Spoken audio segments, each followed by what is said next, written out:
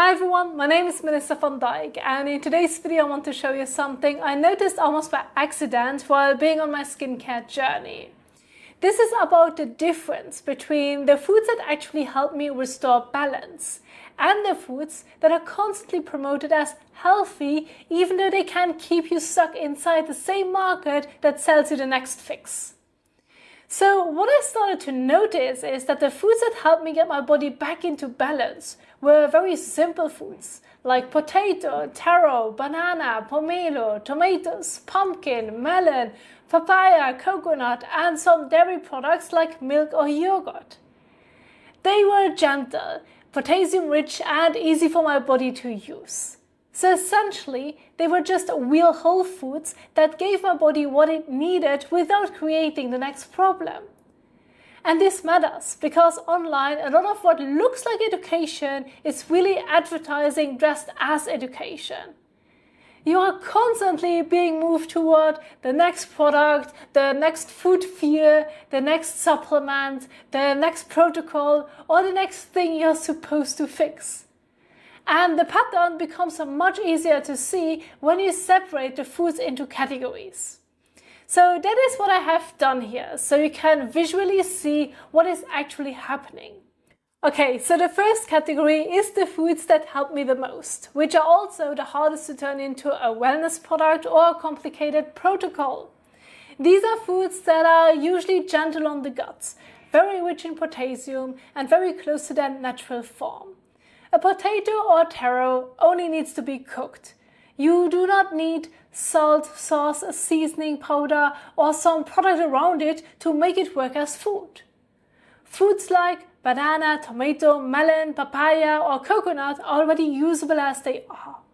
They taste good, they are simple, and they do not need to become a supplement, powder, bar, protocol, or gut health product.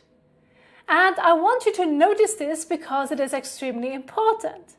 These foods can give your body huge amounts of potassium without making digestion the next problem, because they bring something useful in without creating the kind of gut pressure that then gets sold back to you as another issue to fix. And what I noticed over time is that the foods that bring potassium back in with the least gut effort are also the foods that are constantly made to look suspicious. Potatoes and taro become too starchy.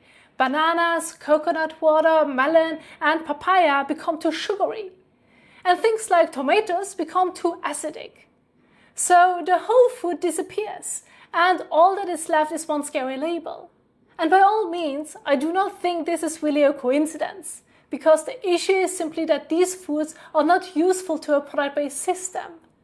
You cannot build a massive wellness ladder around someone eating boiled potatoes, taro, bananas, melon, papaya, tomatoes, and coconut.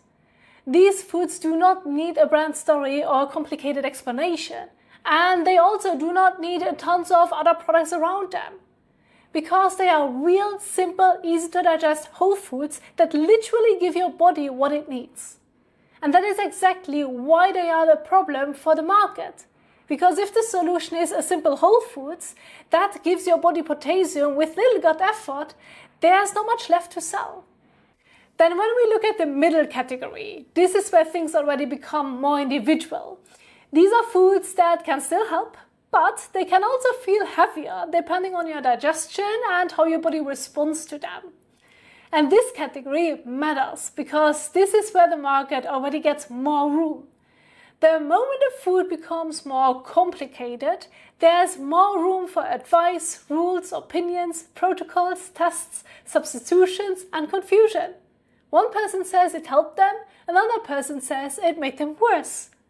And then suddenly you're online for hours trying to figure out whether you should eat it, avoid it, replace it, combine it differently, track it, test it, or follow someone's protocol around it. That is already one step closer to the market. Simple foods do not need much explanation, but more complicated foods create space for an entire advice system around them. And once the advice system exists, the product system usually follows. This is just how markets work, and that is why the third category makes the structure very clear. You can probably recognize it easily when you are browsing online, but you can also see it by looking at the problems these foods can create. So these are the foods and products that are constantly promoted through the wellness and gut health world.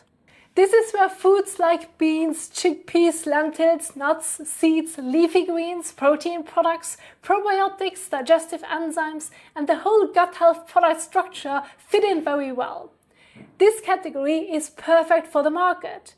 It can be sold as gut health, microbiome support, fiber, plant protein, healthy fats, blood sugar support, hormone support, detox, inflammation support, wellness, and whatever else they come up with. It sounds healthy, it looks healthy, and it fits every modern wellness narrative.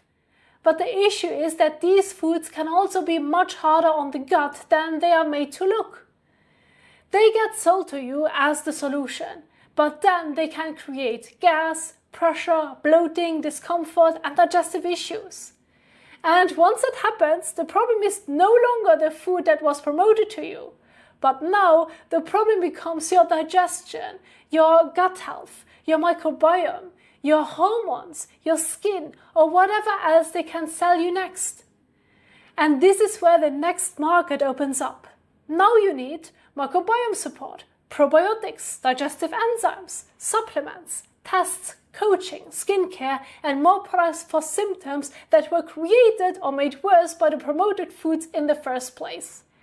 I mean, this is completely insane.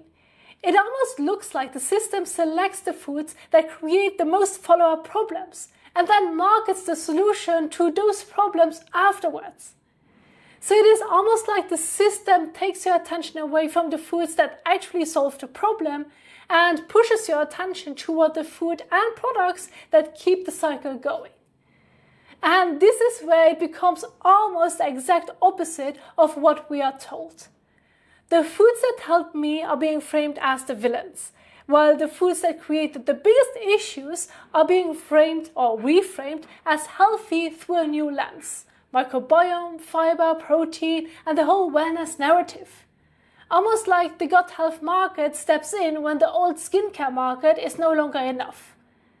But if that market was already wrong, how can we blindly trust this new market? And I mean, this goes far beyond skin. This is a whole system built around keeping you away from the simple foods that help restore the balance in the first place. So when you look at these categories, the pattern becomes very clear. The simple foods help your body restore balance. The promoted foods keep you inside the next problem to fix. So at the end, you have to decide which direction you want to follow. Thank you so much for watching, and I will see you in the next one. Bye!